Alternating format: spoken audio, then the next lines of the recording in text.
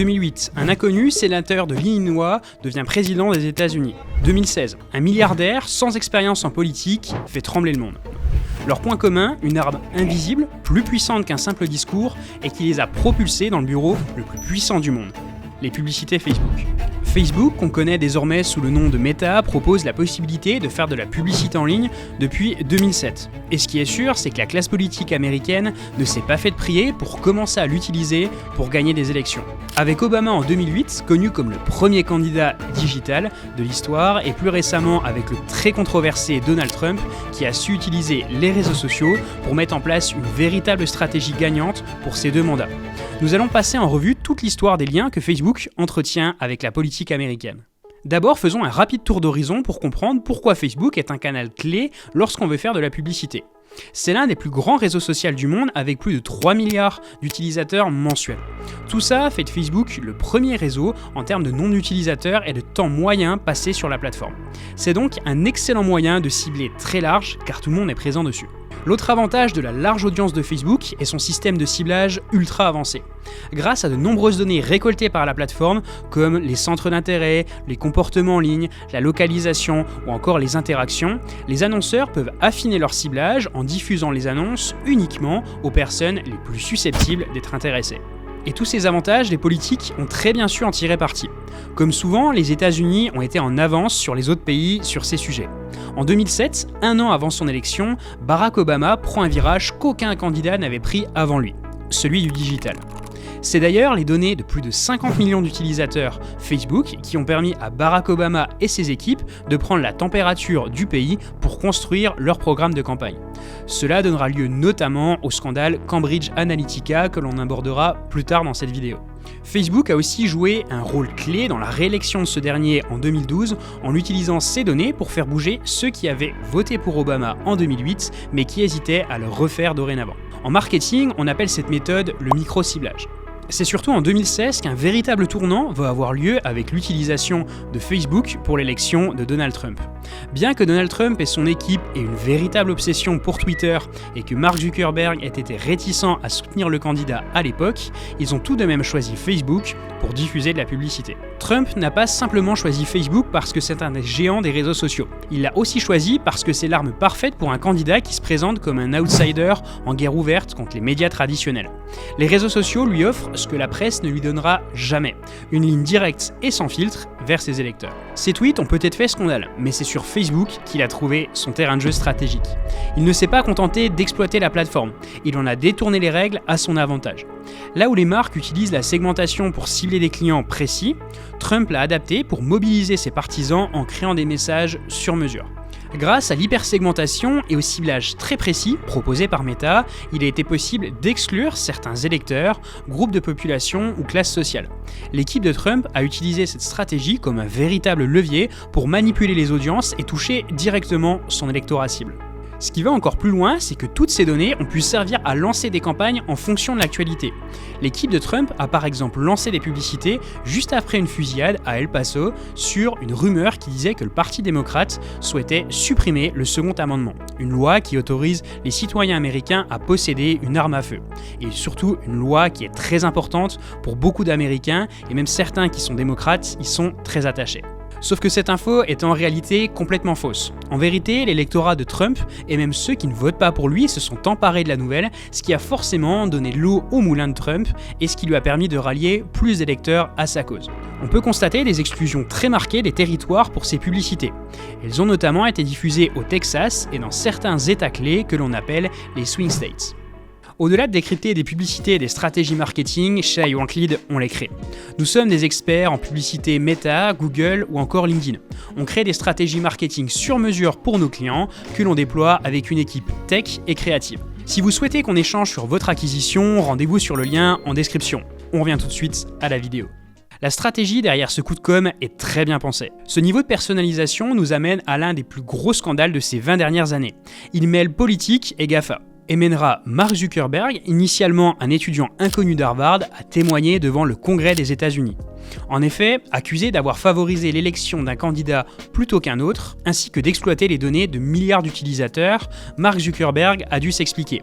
Ce qui était une première pour un patron d'une entreprise de la tech. Je parle ici du scandale de Cambridge Analytica. Scandale dans lequel les données de 87 millions d'utilisateurs de Facebook ont été récoltées par cette entreprise proche de Donald Trump. En effet, au-delà de la collaboration stratégique entre Trump et Cambridge Analytica, des liens beaucoup plus obscurs ont pu être constatés. Déjà, Robert et Rebecca Mercer, grands financiers du mouvement conservateur, se sont avérés être les actionnaires majoritaires de Cambridge Analytica, Rebecca Mercer étant également une proche conseillère de Trump. Il y a aussi Steve Bannon qui a dirigé Breitbart News, financé par Mercer. Après son départ de Breitbart News, celui-ci est devenu un stratège clé de Trump et également membre du conseil d'administration de Cambridge Analytica. Ce cercle d'influence montre à quel point les fondations politiques très ancrées étaient déjà posées avant même la collaboration plus officielle entre Cambridge Analytica et Trump. Cela soulève une question essentielle. Où se situe la limite entre le ciblage stratégique et la manipulation des opinions à travers l'exploitation des données utilisateurs? C'est en 2018 que la nouvelle est sortie. Cambridge Analytica, une société de conseil en stratégie politique, a récolté les données de 30 à 70 millions d'utilisateurs sans leur consentement. Cette collecte massive de données et leur utilisation à des fins politiques a révélé une face assez sombre sur les outils publicitaires proposés notamment par Facebook pour manipuler l'opinion publique. Dès 2014, Cambridge Analytica a récupéré ces données pour affiner des stratégies de persuasion politique ultra ciblées, notamment grâce à une plateforme appelée Ripon, développée par Aggregate EQ, dont l'actionnaire principal était Robert Mercer, également actionnaire de Cambridge Analytica, comme on a pu le voir juste avant. L'objectif de Cambridge Analytica était simple, influer sur les intentions de vote en faveur de certains candidats, dont Donald Trump. Face à l'ampleur du scandale, Facebook a tenté de s'excuser, mais l'impact a été immédiat et dévastateur en termes d'image et aussi sur le cours de l'action Facebook qui a grandement chuté suite à l'annonce du scandale. On parle de moins 11% en 2 jours après l'annonce, soit plus de 60 milliards envolés pour Facebook.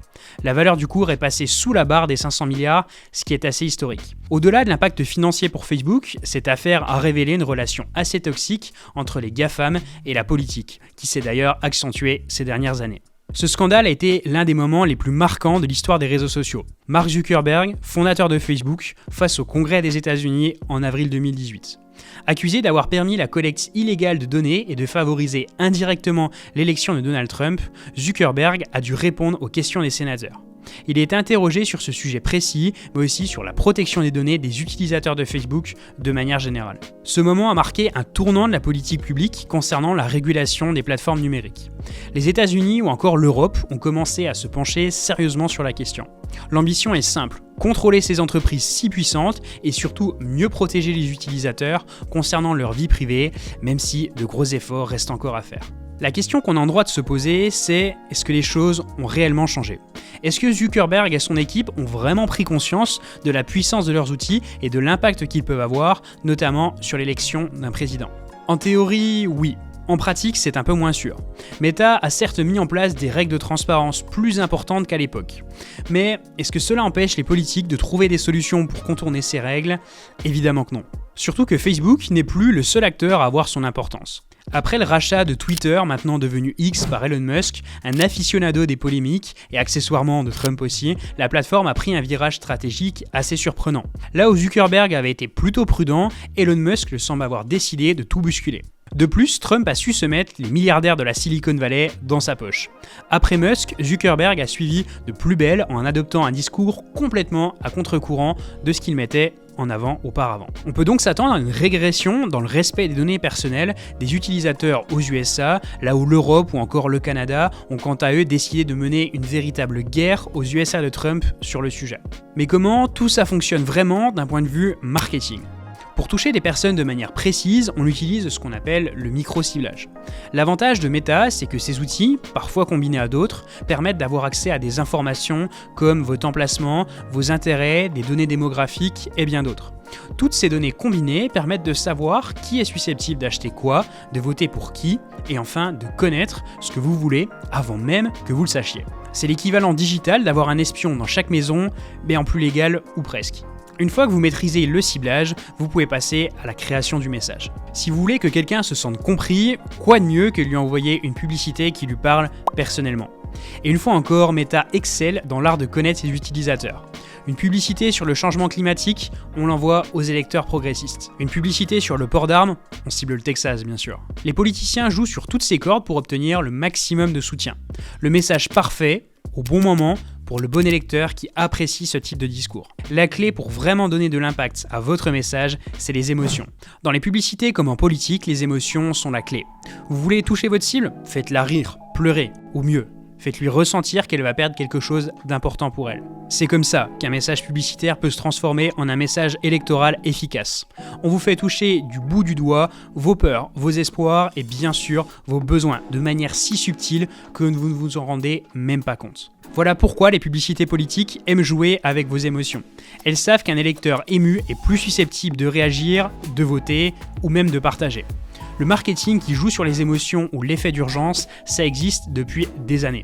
Le problème ici, c'est que les utilisateurs sont ciblés en fonction de critères très spécifiques et que le but de ces publicités est de les manipuler d'une certaine manière. L'objectif premier d'une élection dans une démocratie, c'est justement de laisser à chacun le libre arbitre de décider de son vote sans chercher à l'influencer de manière aussi insidieuse. Ce que l'on vient de voir à travers ces campagnes politiques, c'est avant tout la démonstration de la puissance des outils publicitaires digitaux. Et c'est justement là que ça devient intéressant pour vous en tant qu'entreprise. Parce que ces mêmes leviers, comme le ciblage précis, la personnalisation des messages, la capacité à activer la bonne audience au bon moment, sont exactement ceux que vous pouvez utiliser dans vos campagnes sur Meta Ads. Et ça s'applique d'ailleurs sur d'autres régies publicitaires. La différence, c'est l'intention. Là où certains ont cherché à influencer, vous cherchez à convaincre, à apporter de la valeur et à générer de vraies conversions. Aujourd'hui encore, Meta reste une plateforme ultra pertinente pour atteindre vos clients, que ce soit sur Facebook ou sur Instagram. Ce qui a changé, ce sont les règles du jeu, la concurrence et les attentes des utilisateurs. Alors oui, les stratégies doivent évoluer, mais les opportunités sont toujours là, à condition de bien comprendre l'outil, de respecter votre audience et d'adapter votre message avec intelligence. Et pour découvrir une vidéo qui va vous être utile pour progresser réellement dans vos actions marketing, ça se passe juste ici.